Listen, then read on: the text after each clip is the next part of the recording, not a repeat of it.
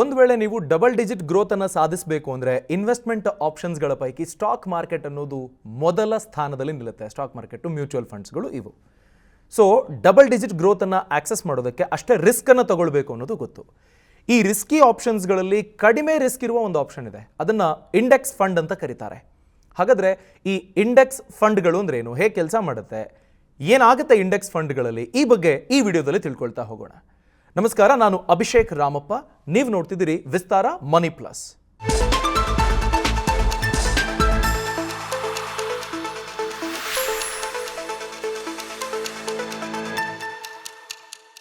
ಅನೇಕ experts mutual ಫಂಡನ್ನು track ಮಾಡೋರು ನಾನು ರಿಸ್ಕ್ ತಗೊಳ್ಳಲ್ಲ, ಇಂಡೆಕ್ಸ್ ಫಂಡ್ಗಳಲ್ಲಿ ಹಾಕೊಂಡು ಹೋಗ್ತೀನಿ ಅಂತಾರೆ. ಹಾಗಾದರೆ ಇಂಡೆಕ್ಸ್ ಫಂಡ್ಗಳಲ್ಲಿ ಇನ್ನೆಷ್ಟರ ಮಟ್ಟಿಗೆ ರಿಟರ್ನ್ಸ್ ಬಂದ್ಬಿಡುತ್ತೆ ಅಂತ ನಾವು ಯೋಚನೆ ಮಾಡಬೇಕು. ಕಳೆದ 20 ವರ್ಷಗಳಲ್ಲಿ ಇಂಡೆಕ್ಸ್ ಫಂಡ್ಗಳು ಪ್ರತಿ ವರ್ಷ ಕೊಟ್ಟಿರುವ ರಿಟರ್ನ್ಸನ್ನು ನಾವು ಗಮನಿಸಿದರೆ, ಆವ್ರೇಜ್ ಮಾಡಿ ನೋಡಿದರೆ ಕಳೆದ 20 ವರ್ಷದಲ್ಲಿ 14% ಓವರಾಲ್ ಗ್ರೋತ್ ಸಿಗ್ತಿರೋದನ್ನು ನಾವು ಗಮನಿಸ್ತಿದ್ದೀವಿ. ಇನ್ನು ಮಿಕ್ಕಂತೆ ಬೇರೆ ಬೇರೆ ಯೋಜನೆಗಳ ಬಗ್ಗೆ ನೀವು ಯೋಚನೆ ಮಾಡಿ. ಈಗ PPF ತುಂಬ ಸೇಫು, 7.1%. ಮ್ಯೂಚುವಲ್ ಫಂಡಲ್ಲಿ ರಿಸ್ಕ್ ಇದೆ, ಬಟ್ 14% ಬರ್ತಾ ಇದೆ. ಅದರಲ್ಲೂ ಈ ರಿಸ್ಕಿ ಆಪ್ಷನ್ಗಳಲ್ಲಿ ಕಡಿಮೆ ರಿಸ್ಕು ಇಂಡೆಕ್ಸ್ ಅಂತ. ಇಂಡೆಕ್ಸ್ ಅಂತ ಅಂದರೆ ಆ್ಯಕ್ಚುಲಿ ಈ ಸ್ಟಾಕ್ ಮಾರ್ಕೆಟ್ನಲ್ಲಿ Bombay stock exchange, national stock exchange ಇವುಗಳಲ್ಲಿ ಕಂಪನಿಗಳು ಲಿಸ್ಟ್ ಆಗಿದ್ದಾವೆ. ಓವರಾಲ್ 7,500ಕ್ಕೂ ಹೆಚ್ಚು ಕಂಪನಿಗಳು ಲಿಸ್ಟ್ ಆಗಿದ್ದಾವೆ. ಇವುಗಳ ಆವ್ರೇಜ್ ಪರ್ಫಾರ್ಮೆನ್ಸನ್ನು ತೋರಿಸುತ್ತೆ. ಈಗ ನೀವು ಬೆಂಗಳೂರಿನಲ್ಲಿ ಟ್ರಾಫಿಕ್ ಜಾಸ್ತಿ ಅಂತ ಹೇಗೆ ಹೇಳ್ತೀರಿ? ಬೆಂಗಳೂರಿನಲ್ಲಿರುವ ಪ್ರತಿ ಸಿಗ್ನಲ್ನಲ್ಲೂ ಟ್ರಾಫಿಕ್ ಏನಿದೆ ಅನ್ನೋದನ್ನು ಆವ್ರೇಜ್ ಮಾಡಿ ನೋಡ್ತಿರೋ, ಅಥವಾ ಬೆಂಗಳೂರಿನ ಹೃದಯ ಭಾಗ ಅನಿಸುವಂಥ ಜಾಗಗಳಲ್ಲಿ ಅಥವಾ ತೀರಾ ಇಂಪಾರ್ಟೆಂಟ್ ಜಂಕ್ಷನ್ಗಳಲ್ಲಿ ಇರುವ ಟ್ರಾಫಿಕ್ನ ಆವ್ರೇಜನ್ನು ಲೆಕ್ಕಕ್ಕೆ ತಗೊಂಡು ಇವತ್ತು ಟ್ರಾಫಿಕ್ ಜಾಸ್ತಿ ಇದೆ ಅಂತ ಪರಿಗಣಿಸ್ತಿರೋ? ವೆದರ್ ರಿಪೋರ್ಟ್ ಅಂತ ನೋಡಿದರೆ ನೀವು ದಾಸರಳ್ಳಿ ಲಿಸ್ಟ್ ಇದೆ, ಲಗ್ಗೆರೆ ಲಿಸ್ಟ್ ಇದೆ, ಮೆಜೆಸ್ಟಿಕಲ್ ಈ ಥರ ಇದೆ ಹವಾಮಾನ ಅಂತ ಗಮನಿಸ್ತಿರೋ, ಅಥವಾ ಓವರಾಲ್ ಕರ್ನಾಟಕದ ದಕ್ಷಿಣ ಭಾಗದಲ್ಲಿ ಅಥವಾ ದಕ್ಷಿಣ ಒಳನಾಡು ಇಂಥ ಕಡೆಗಳಲ್ಲಿ ಈ ರೀತಿ ಇರುತ್ತೆ ವೆದರ್ ಅಂತ ಗಮನಿಸ್ತಿರೋ? ಸೊ ಹೀಗೆ ಆವ್ರೇಜನ್ನು ತೋರಿಸಿಕೊಡುವಂಥ ರೆಪ್ರೆಸೆಂಟೇಷನಲ್ ಮಾಹಿತಿ ಏನಿದೆ ಅದನ್ನು ಇಂಡೆಕ್ಸ್ ಅಂತ ಕರೀತಾರೆ. ಫಾರ್ ಎಕ್ಸಾಂಪಲ್, ನಾವು ನಿಫ್ಟಿ 50ಯನ್ನು ಗಮನಕ್ಕೆ ತೆಗೆದುಕೊಳ್ಳೋಣ.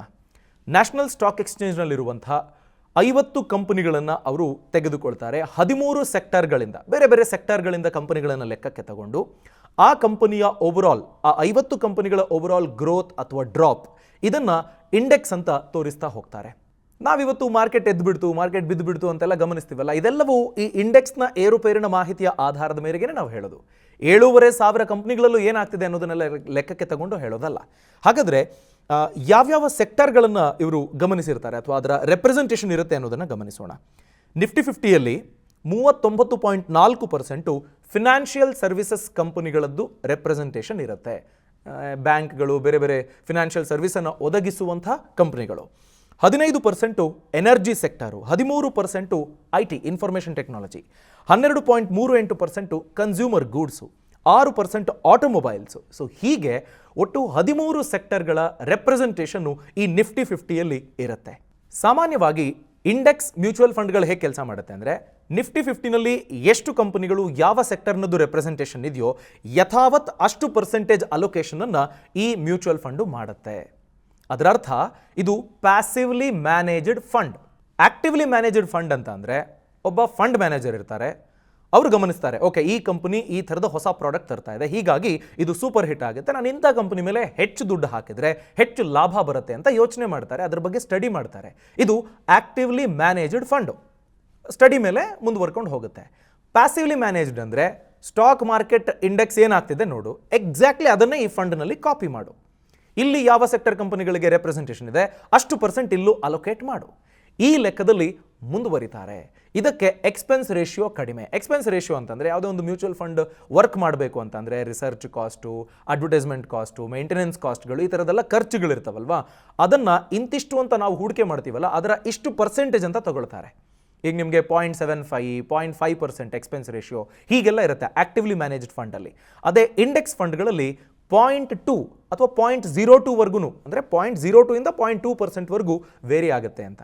ಅಂದರೆ ₹1ವರೆಗೆ ನಿಮಗೆ ಯಾವುದೋ ಒಂದು ಎಕ್ಸ್ಪೆನ್ಸ್ ರೇಷಿಯೋ ಚಾರ್ಜ್ ಮಾಡ್ತಾ ಇದ್ದಾರೆ ಆಕ್ಟಿವ್ಲಿ ಮ್ಯಾನೇಜ್ಡ್ ಫಂಡು, ನಿಮಗೆ ಈ 0.2% ಅಂದರೆ 20 ಪೈಸೆ ಅಥವಾ 2 ಪೈಸೆವರೆಗೂ ಕಡಿಮೆ ಚಾರ್ಜ್ ಮಾಡುವಂಥ ಚಾನ್ಸಸ್ ಇರುತ್ತೆ ಇಂಡೆಕ್ಸ್ ಫಂಡ್ಗಳಲ್ಲಿ. ಈ ಇಂಡೆಕ್ಸ್ ಅನ್ನು ಜನರಿಗೆ ತಲುಪಿಸೋದಕ್ಕೆ ಫ್ರೀ ಫ್ಲೋಟ್ ಮೆಥಡಾಲಜಿ ಅನ್ನೋದನ್ನ ಗಮನಿಸ್ತಾರೆ ಅಥವಾ ಆ ಮೆಥಡಾಲಜಿಯನ್ನು ಅನುಸರಿಸ್ತಾರೆ. ಈ ಇಂಡೆಕ್ಸ್ ಅನ್ನು ಟ್ರ್ಯಾಕ್ ಮಾಡೋದಕ್ಕೆ 13 ಸೆಕ್ಟರ್ಗಳನ್ನು ಫಾಲೋ ಮಾಡಲಾಗುತ್ತೆ.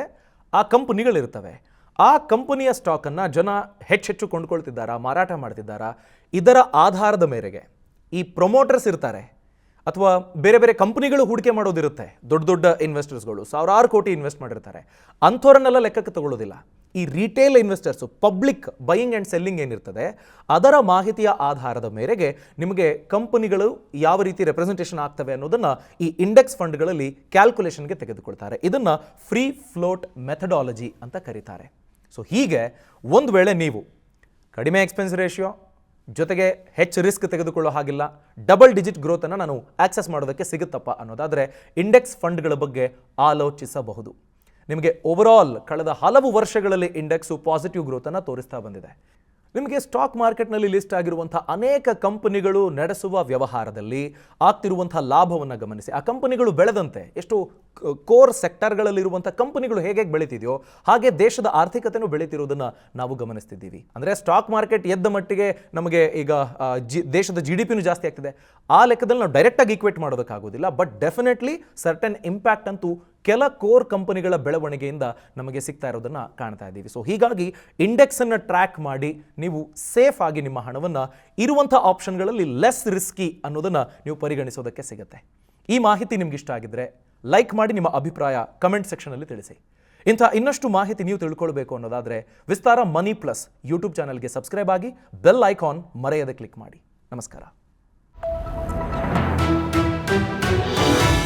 ವಿಸ್ತಾರ ನ್ಯೂಸ್, ನಿಖರ ಜನಪರ.